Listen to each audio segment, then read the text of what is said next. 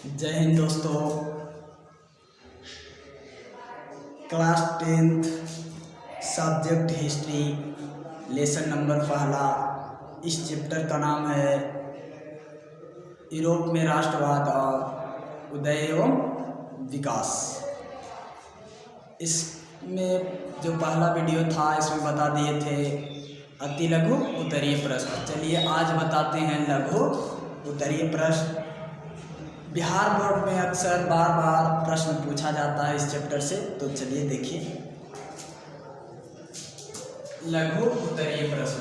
पहला प्रश्न है, फ्रांसीसी क्रांतिकारियों ने सामूहिक पहचान का भाव बढ़ाने के लिए क्या किया? जो फ्रांसीसी क्रांतिकारी था वो सामूहिक पहचान का भाव बढ़ाने के लिए क्या किया? तो चलिए आंसर देखिए। फ्रांसीसी क्रांतिकारियों ने सामूहिक पहचान का भाव बढ़ाने के लिए निम्न कार्य किया। यानी मतलब जो फ्रांसीसी क्रांतिकारी था अपना भाव एवं पहचान बढ़ाने के लिए निम्न कार्य किया। कौन कौन सा कार्य किया? पहला जो है इसे पितृभूमि और नागरिक जैसे शब्दों का प्रयोग किया गया। पितृभूमि और नागरिक जैसे शब्दों का प्रयोग किया गया। दूसरा है नए संविधान में सभी नागरिकों को समान अधिकार दिया गया। जो नया संविधान बना उसमें सभी नागरिकों को समान अधिकार मिला। तीसरा है क्षेत्रीय भाषा के स्थान पर फ्रेंच भाषा को प्रोत्साहित किया गया। मतलब वहाँ का जो क्षेत्रीय भाषा था उसको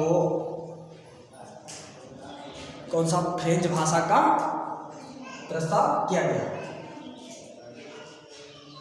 आगे देखिए दूसरा प्रश्न क्या है, राष्ट्रवाद के विकास में नेपोलियन की क्या भूमिका थी? जो राष्ट्रवाद का विकास हुआ उसमें नेपोलियन का क्या भूमिका है इसके बारे में जानते हैं। देखिए राष्ट्रवाद के विकास में नेपोलियन का महत्वपूर्ण भूमिका था। सही बात है, राष्ट्रवाद के विकास में नेपोलियन का महत्वपूर्ण भूमिका था। सम्राट के रूप में, कहने का मतलब सम्राट की नेपोलियन जो था से राष्ट्रवाद में सम्राट के रूप में आया।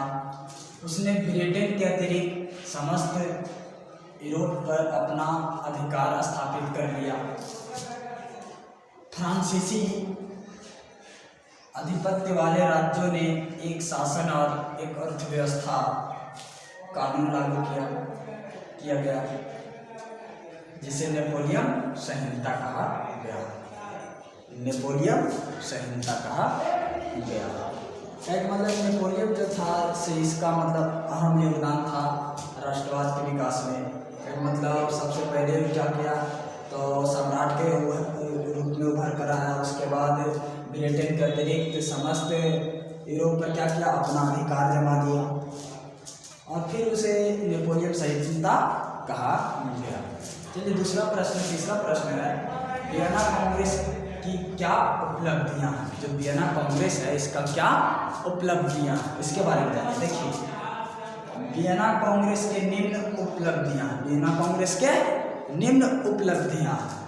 पहला उपलब्धि है नेपोलियन युग का अंत एवं मेटरनिक युग का आरंभ। जो वियना कांग्रेस हुआ नेपोलियन युग का क्या हो गया, अंत हो गया और मेटरनिक युग का आरंभ मतलब शुरू हुआ।